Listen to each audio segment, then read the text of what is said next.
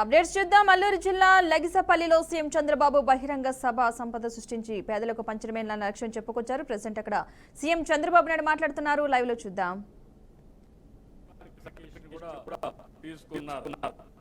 ఈ ప్రాంతంలో కొన్ని ప్రత్యేకతలు ఉన్నాయి. టర్మరిక్ పసుపు, మంచి పసుపు వస్తుంది. కుర్కుమినైతే ఎక్కువ దిగుబడి వచ్చే ప్రాంతం అది. ఇంకో పక్కన కాఫీ గాని పెప్పర్ గాని, ఇంకో పక్కన మామిడి, సపోటా, జీడిపప్పు, పనస, నేరేడు, నిమ్మ, సీతాఫలం, కుంకుమ ఇలాంటి చాలా వచ్చే అవకాశం ఉంది. ఈ పంటలు గాని కరెక్ట్ గా చేస్తే ఈ ప్రాంతంలో బ్రహ్మాండంగా ముందుకు పోయే అవకాశం వస్తుంది. ఇవన్నీ చేయడానికి ట్రైబల్ మల్టీపర్పస్ మార్కెట్ కోసం కొన్ని సెంటర్లు పెడుతున్నాం. ఇప్పుడే చూసా, కొత్త లోగో తీసుకొచ్చారు. కాఫీ, తేనె, రాగి ఇంటర్నేషనల్ మార్కెట్ పెట్టడానికి ప్రైవేట్ పీపుల్తో కూడా అవగాహన పెట్టుకున్నారు. ఇవన్నీ కానీ నేను అనుకున్న పనులు సవ్యంగా జరిగితే ఇప్పుడు మీకు వచ్చే ఆదాయం 3 రెట్లు పెరుగుతుందని చెప్పి కూడా నేను మీకు తెలియజేస్తున్నా. ఈ రోజు ఇంకో పక్కన ఇవన్నీ కూడా వ్యవసాయం పైన ఎక్కువ ఫోకస్ చేశాం. నేను ఒకటే మిమ్మల్ని అందరినీ రిక్వెస్ట్ చేస్తున్నాను. ఇక్కడ గంజాయి పోయిన ప్రభుత్వం ఇక్కడ చేసిన ద్రోహం చూస్తే చాలా దుర్మార్గం. ఒకప్పుడు ఏజెన్సీ ప్రాంతం అంటే దేశమంతా కూడా చెడుగా ఆలోచించేవాడు. గంజాయి ప్రాంతం అని దేశాన్ని మనం నష్టపరుస్తున్నామని, జాతిని నిర్వీర్యం చేస్తున్నామని మన మీద అపవాదు చేశారు. నేను వచ్చిన తర్వాతనే ఒకటి ఆలోచించాను, గంజాయి అనేది మన పిల్లలకు అలాంటిది జరగడానికి వీలు లేదని ఒక పిలిపించాను. నోట్లో గంజాయి అన్నారు. మీరందరూ స్పందించారు. ఈ రోజు నేను గర్వంగా చెప్పగలుగుతున్నాను, మా ఏజెన్సీ ప్రాంతంలోనే కాదు, ఆంధ్ర రాష్ట్రంలో ఎక్కడ కూడా గంజాయి ఉండదు, పండించమని చాలా స్పష్టంగా ధైర్యంగా చెప్పగలిగాను. దానికి కారణం మీరు చూపించిన చొరవ. ఈ రోజు మిమ్మల్ని ఒకటే కోరుతున్నా, ప్రత్యామ్నాయ పంటల ఆయన ఒకటే ఆలోచించాడు.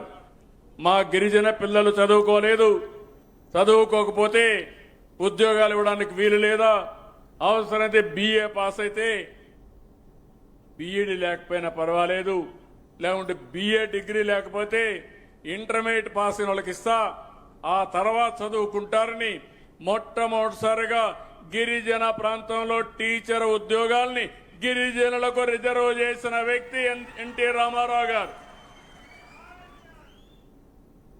ఆ జీవో దగ్గర మళ్ళా కాంగ్రెస్ వచ్చింది 89లో. ఆ సమయంలో కోర్టుకు పోతే వీళ్ళు సరిగా 89 అనుకుంటానిది, అది కొట్టేసే పరిస్థితికి వచ్చారు. నేను మళ్ళీ 1/1/2000 దగ్గర మీరు గుర్తుపెట్టుకోవాలి, దానిపైన ప్రత్యామ్నాయ జీవో ఇస్తే అక్కడి నుంచి 98లో సుప్రీంకోర్టులో మళ్ళీ లేనిపోని సమస్యలు వచ్చాయి. నేను వస్తానే ఆలోచించాను.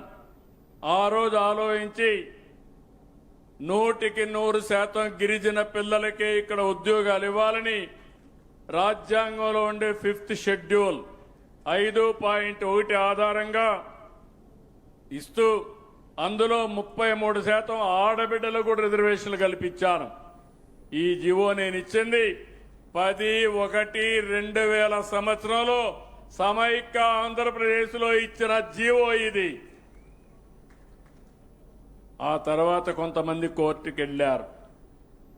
కోర్టుకు వెళ్ళిన తర్వాత మీరు ఒకసారి చూస్తే ఇటీవల కాలంలో దీన్ని సరిగా ఆర్గ్యూ చేయలేక 2020 ఈ జీవోను సుప్రీంకోర్టు కొట్టేసే పరిస్థితి వచ్చింది. 22 ఏప్రిల్ 2020 5 మంది జడ్జిలు సుప్రీంకోర్టులో ఈ జీవోను కొట్టేశారు. కొట్టేసిన తర్వాత మళ్ళీ మొదటి తీసుకొచ్చారు. 4 సంవత్సరాలు ఆ రోజున్న ప్రభుత్వం నిద్రపోయింది.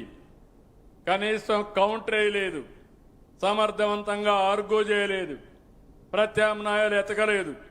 మీరు కూడా భయపడ్డారు. ఏదైనా మాట్లాడితే మిమ్మల్ని జైల్లో పెడతారు, కేసులు పెడతారు అని మీరు కూడా భయభ్రాంతులైపోయారు. మా గిరిజనులు అల్లూరి సీతారామరాజు గారి ఆధ్వర్యంలో బ్రిటిష్ వాళ్ళ గుండెల్లో నిద్రపోయిన మా గిరిజనులు కూడా ఆ 5 ఏళ్లు భయపడి ఇంట్లో పడుకున్నారు. ఇప్పుడు మాట్లాడుతున్నారు. నేను మీ మనిషిని, మీకంటే నాకు ఎక్కువగా శ్రద్ధ ఉంది. తప్పకుండా ఏ విధంగానైనా సరే మళ్ళీ న్యాయం చేయాల్సిన బాధ్యత, దీన్ని సరిచేయవలసిన బాధ్యత నా పైన ఉంది. ఆ బాధ్యత తీసుకుంటానని మరొక్కసారి మీ అందరికీ హామీ ఇస్తున్నా. అత్యున్నతమైన న్యాయస్థానం సుప్రీంకోర్టు ఒక నిర్ణయం చేశారు. అయితే మన వాళ్ళు కొంతమంది మొన్నే నేను అడిగితే ఇలాంటి సందర్భాల్లో ఎక్కడ ఏం జరిగాయని ఆలోచిస్తే 2-3 సందర్భాలు జరిగాయి.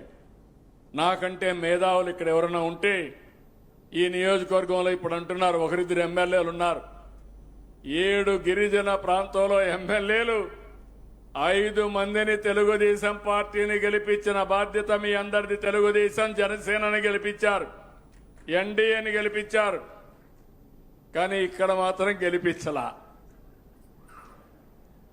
ఇంకోది ఇక్కడ అరకులో గెలిపించలే. ఎక్కడైతే నేను అభివృద్ధి చేశానో, ఎక్కడైతే అభివృద్ధి అంతా కూడా నేను ఇక్కడ శ్రద్ధ పెట్టానో ఇక్కడ మాత్రం గెలిపించలా. కారణం నాకు తెలియదు. కానీ వాళ్ళు అంటున్నారు ఇప్పుడు వచ్చి నన్నేదో ప్రశ్నిస్తారంట. నన్ను కాదు మీరు ప్రశ్నించేది, మిమ్మల్ని నేను ప్రశ్నిస్తున్నా. సమాధానం చెప్పమంటున్నా. గిరిజన ప్రాంతంలో ఉద్యోగాలు ఇచ్చిన వ్యక్తి 1-5-11-86లో నందమూరి తారక రామారావు గారు. అవునా కాదా తమ్ముళ్ళు అని మిమ్మల్ని అడుగుతున్నా. అది కొన్ని సవాళ్లు ఎదుర్కొంటే రాజ్యాంగబద్ధంగా ఇవ్వచ్చని మళ్ళీ నేను ముఖ్యమంత్రి అయిన వెంటనే దానికి మళ్ళీ నేనే ఒక జీవో ఇచ్చాను, జీవో నెంబర్ 3. అది కూడా డేట్ కూడా చెప్పాను చాలా స్పష్టంగా.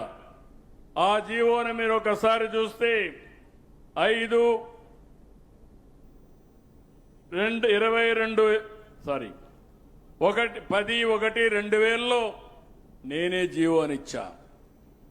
ఆ జీవోని పోగొట్టింది వీళ్ళు 22 ఏప్రిల్ 2020. ఇప్పుడు మళ్ళీ 5 ఏళ్లు పట్టించుకోవాలా. 2020 అంటే ఎలక్షన్ జరిగింది 2024. అవునా కాదా? ఎవరి తప్పని నేను అడుగుతున్నా. ఎవరి తప్పు? వైసీపీ తప్పు అయితే చేతులపై ఎక్కెత్తండి.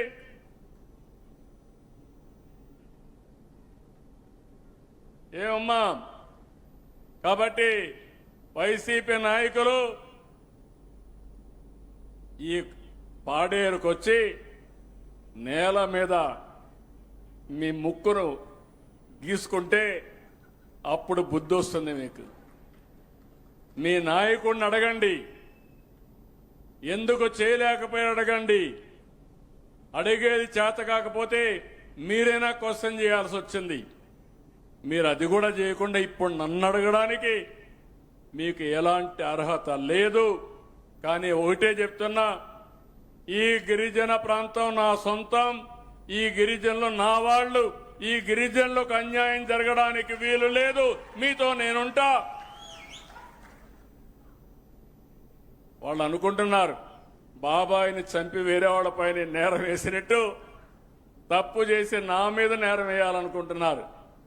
నేను చాలా మొండి. ఇలాంటి వాళ్ళని మాత్రం వదిలిపెట్ట. ఒకసారి చూస్తే నన్నే ఏమార్చారు. నేనే సీఎం, నిద్రలేశా. ఎలక్షన్లు 2019 బిజీగా ఉన్నాను. సాక్షి పేపర్లో స్క్రోలింగ్ వచ్చింది. ఏమని వచ్చిందంటే వివేకానంద రెడ్డి గుండెపోటుతో చనిపోయాడు. ఏం తమ్ముళ్ళు, ఏమమ్మా మీరేమనుకుంటారు? పాపం అనుకుంటారు లేదా? నాకు ప్రత్యర్థి వేరే పార్టీ వైఎస్ఆర్ కాంగ్రెస్ పార్టీ నేను కూడా అనుకున్న పాపం అతను ఆ కుటుంబంలోనే చాలా మంచోడు. నేను చాలా సంవత్సరాలు చూశాను. అజాత్ శత్రువు, ఎవ్వరు శత్రువులు లేరు అతనికి. చనిపోయాడంటే బాధపడ్డాను. వీళ్ళు మాత్రం ప్రణాళికలు తయారు చేసుకున్నారు. ఎంత భయంకరమైన హత్య అంటే మీరు గుర్తుపెట్టుకోవాల్సింది, గొడ్డలతో నెత్తిన నరికి నరికి నరికి రూమంతా రక్తం, ఆ బెడ్ మీద రక్తం, అక్కడి నుంచి బాత్రూమ్కి లాక్కపోతే ఆ బాత్రూమ్ అంతా రక్తం. ఇంత ఘోరమైన హత్యని ఏదో గుండెపోటని చిత్రీకరించి బాడీ ముక్కలైపోతే మెదడంతా దాన్నంతా మళ్ళా కూర్పు చేసి, అది కూడా ఎవరు చేశారు? వీళ్ళ మామ హాస్పిటల్, పిల్లనిచ్చిన మామ, భారతి గారి మామే, తండ్రి. ఆ హాస్పిటల్ నుంచి మనుషులు తెచ్చి కుట్టి ఒక బాక్స్లో పెట్టి అంత్యక్రియలు చేయాలనుకుంటే ఆయన కూతురికి ఎందుకో డౌట్ వచ్చింది. భగవంతుడు ఏమన్నా ఒక ఆలోచన చెప్పాడేమో, యామారావు తల్లి నన్ను చంపింది ఆత్మహత్య కాదు, గుండెపోటు కాదు, నన్ను చంపేశారంటే అప్పుడు ఆ అమ్మాయి అడిగింది కూతురుగా, ఏమడిగిందంటే పోస్ట్ మార్టం చేయమని. అప్పుడు పోస్ట్ మార్టం చేయమంటే నేను కూడా చెప్పాను పోస్ట్ మార్టం చేయమన్నాను. అప్పుడు వాస్తవం బయట వచ్చింది. తల మీద గొడ్డలతో నరికారు, భయంకరంగా నరికారు, మెదడు బయట వచ్చిందని ఎప్పుడు రిపోర్ట్ వచ్చింది. ఇమ్మీడియట్గా మాట మార్చేసి ప్రత్యర్థులు ఆయన చంపారని ఆ అమ్మాయిని కూడా కన్ఫ్యూజ్ చేస్తే ఆవిడ కూడా నమ్మింది, ఏదో అన్న చెప్తున్నాడని నమ్మి ఆవిడ కూడా నిజం అనుకున్నది. నిన్న చెప్తా ఉంది ఆవిడ, ఏం చెప్పిందో మీరు విన్నారు. ఇది చంపింది ఆదినారాయణ రెడ్డి, బీటెక్ రవి, సతీష్ రెడ్డి చంపారని రాసి పేర్లు రాసిచ్చి ఆవిడ కూడా సంతకం పెట్టమంటే నేను సంతకం పెట్టననింది. తర్వాత ఇద్దరు కూడా కోర్టుకు వెళ్ళారు సిబిఐ కావాలని. రెండో రోజున నిద్రలేసి నారాసుర రక్త చరిత్రని సాక్షి పేపర్లో వేసి నా చేతిలో కత్తి పెట్టి శవం అక్కడ పెట్టారు. ఏమమ్మా మీరందరూ